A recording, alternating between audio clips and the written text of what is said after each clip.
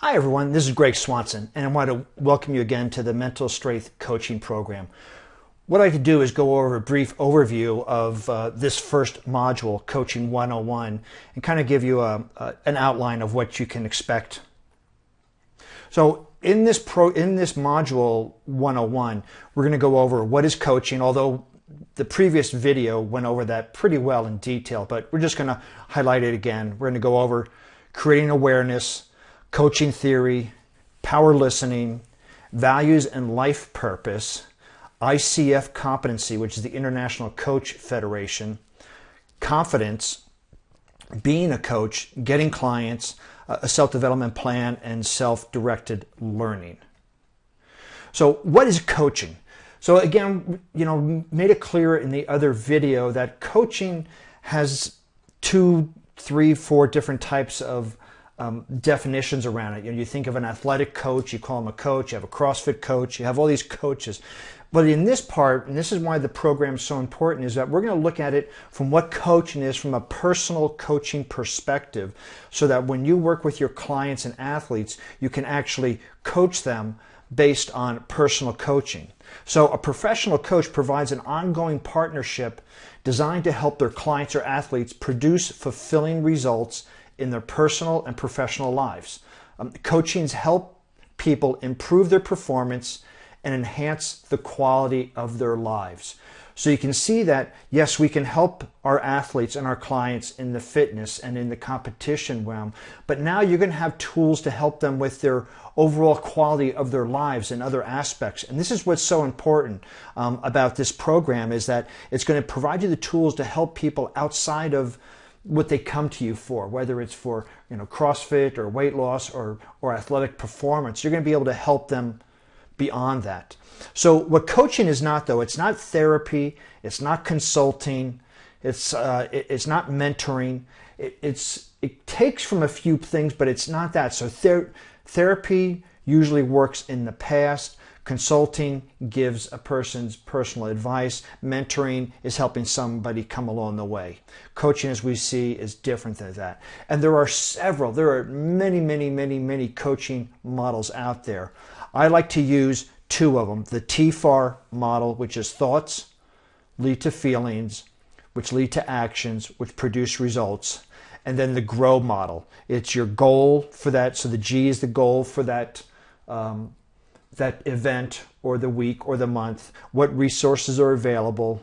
What opportunities or obstacles do you see in the way? And when and where are you going to start this action? So there are many coaching models available out there.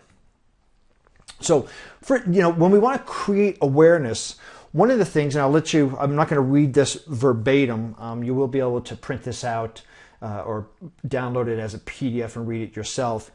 But what we want to do is create awareness, and this is again different from the personal training part. What we want to do is create awareness internally focused. We want to help our clients create an awareness in how they breathe and noting the patterns in their everyday life.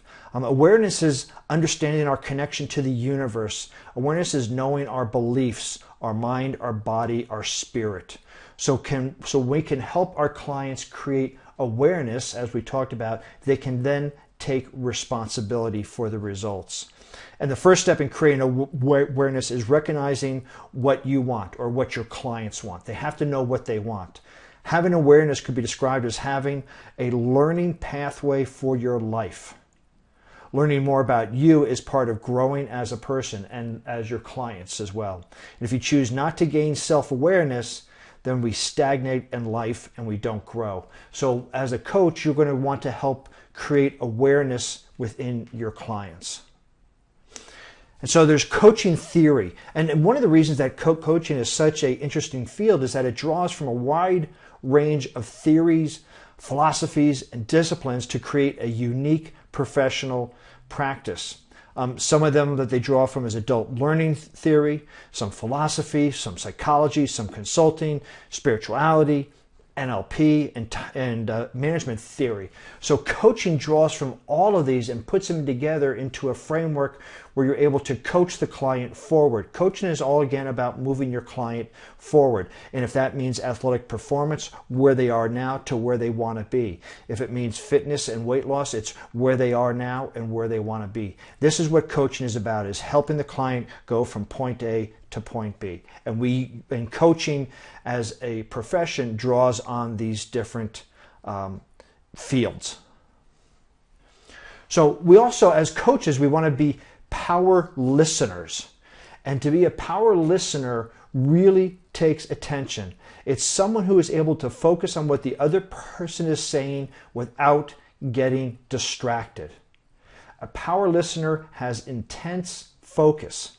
A power listener is present in the moment of the conversation, so they're not thinking about what they're going to say or how they're going to respond. It requires putting your needs aside and listening to the other person. It's far better to say to someone that you're not able to listen and come back to them than pretend you are. That's especially as a coach. So as a coach, right, you have to be a really proficient power listener. And I would encourage you, challenge you to start doing that right now in your daily activities, because this is a muscle that must be developed. You have to keep listening and listening and listening, because what happens as you become a more proficient power listener, you're going to pick up on what's being said as well as what's not being said. And when you can pick up on those two aspects, you're able to help your athletes and clients further.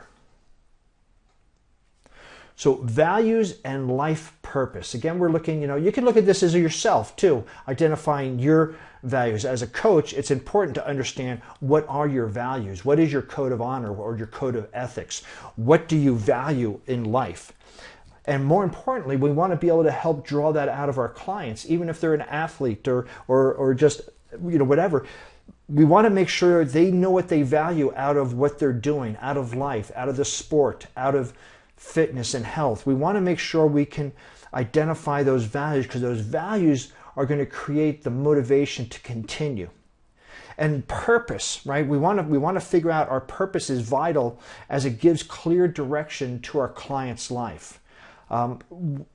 Purpose is something that you would live every day. Most people think purpose is something that you accomplish. Your purpose is infused in everything you do, whether it's work, play, or other aspects, or even working out. You bring your purpose with you into everything. So it's not a standalone, this is what I'm supposed to accomplish in life. This is what you do. Purpose is what you do every single day, or what your clients do.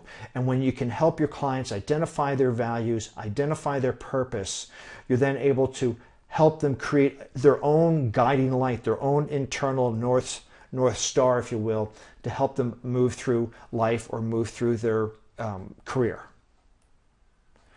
So the ICF competencies, the International Coach Federation, is the de facto governing board for coaching, for professional coaching, not athletic coaching, but for professional, personal coaching, whether it's executive coaching, personal coaching. Anytime you see somebody with a coach, not an athletic coach, they should have gone to a school that is approved by ICF. And so I'm not going to, again, read through all this. You're going to find this in the module as you go through it. But these are the competencies. There are 11 core competencies to fit underneath this ICF ruling, right? And these are things that every professional coach should possess, and that's setting the foundation. So when you have a coaching session, you want to be able to set the foundation, set the expectations. You are co-creating the relationship. So you are participating as a coach in creating the relationship with your client or athlete. You're going to be communicating effectively, right? You're going to be actively listening, powerful questioning, direct communication with them. You may give advice at some point, but coaching is not giving advice. It's more about active listening and powerful questioning and perhaps feedback on your observations. You're also going to be facilitating learning and results. You're going to, as the coach, you're going to want to facilitate learnings in your clients and athletes, as well as helping them produce the results that they are after. So now we're going to move on to confidence, right? And confidence, here's, again, this is, it doesn't mean that you have a big fat ego. It doesn't mean that you think you're more of yourself than others. Confidence doesn't mean that you're better than the next person. It kind of looks like, you're open to new things. You see yourself as part of other. You're grateful. You're moving forward. You're positively energized. You're calm. You're acknowledging, self-loving and caring, strong and powerful.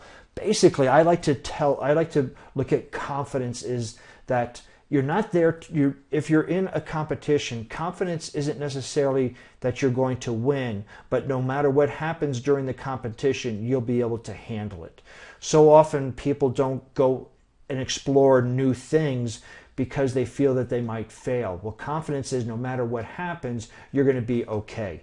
And when we can help our clients move into a state of confidence that no matter what they do, they're going to be okay, then they will start to do new things. And when we can start to do new things, we expand our horizons, we expand our learnings, we have more resources in order to accomplish the things that we want to do in life. So as you can help your clients build more confidence, they will then go out and try new things, and with those new things will come new experiences and new learnings. So being a coach is about being in touch with your deepest thoughts and beliefs, your deepest thoughts. It's about really knowing who you are and what your strengths are. So to be a coach, first, you really have to know yourself. Coaching is all about self-awareness and development. And this is the essence of coaching, so that must be the essence of the coach. So coaching is self-directed, so the coach must be self-directed. That is, you must be self-directed. And coaching is about living with a mindset that is built around positivity and possibility, meaning that you have to see the possibility in yourself and in your clients. And you have to be self-directed and self-aware of your personal strengths, weaknesses, opportunities, and threats. Basically, you have to be very familiar with your personal SWOT analysis. So also in this section, we're going to go over a little bit about getting clients. So there's a difference between clients versus customer. We go over this a little bit more in the program, but a customer is transaction-based, meaning they just buy and they move on. A client is with you for a long period of time. You develop relationships with clients. Customers, you do not. So you want to start thinking about your clients, not your customers. Getting clients, this is being creative with social media out there and so many other aspects. There's so many ways to be creative, and we go over a few of those in the program. What I do recommend, though, is make a list of the qualities of your perfect client. That is, what age, what gender, if you have that, what's their income, what are their habits? Do they respond to you within 24 hours? Do they keep their appointments? So really look at what your perfect client is, that they want to work with you from Monday through Friday, meaning if you want your weekends off, you want your perfect client to be able to work out with you or work with you between Monday and Friday. You want somebody that will take action on their own. You want somebody that is self-directed. So make a list of your perfect client, and you'll be surprised how quickly you will attract them. So a self-development plan. A coach needs to have a self-development plan. When you're growing, you're green. When you stop, you're red. And then when you ripen, you're red. And then when you stop, you are rotten. So you, as a coach, needs to create a self-development plan. And this program that you're in is part of that self-development plan. I would encourage you, after you get this done, this program completed, that you continue. But also encourage your clients. What is their self-development plan? How are they improving themselves? So challenge them as to what aspects are they learning? What new things are they learning about? So not only you, but your clients need to have a self-development plan. And also there's a concept called self-directed learning. We have a primary representation system that is either audio, auditory, visual, or kinesthetic, meaning visual, hearing, or feeling. But we also have a way that we like to learn best. Do we like to learn best by kinesthetic, meaning getting involved with it, moving things, touching, moving around? Or do we like to hear about it first and then go out and do it? Or do we like to see it? Do we like to see it demonstrated? So, figure out what your learning style is and then include that in your self-development plan so you can go out and start to learn new things. If you're learning in a modality that doesn't work for you, it may be challenging to hold on to the information. And this is also true of your clients. So be, experimental, experiment with these things. And yes, we all use all three of these. We have to see, we have to hear, we have to feel, but there's one that is primary over the others in our learning. So with that, that covers the outline of the program. So now go ahead and learn something.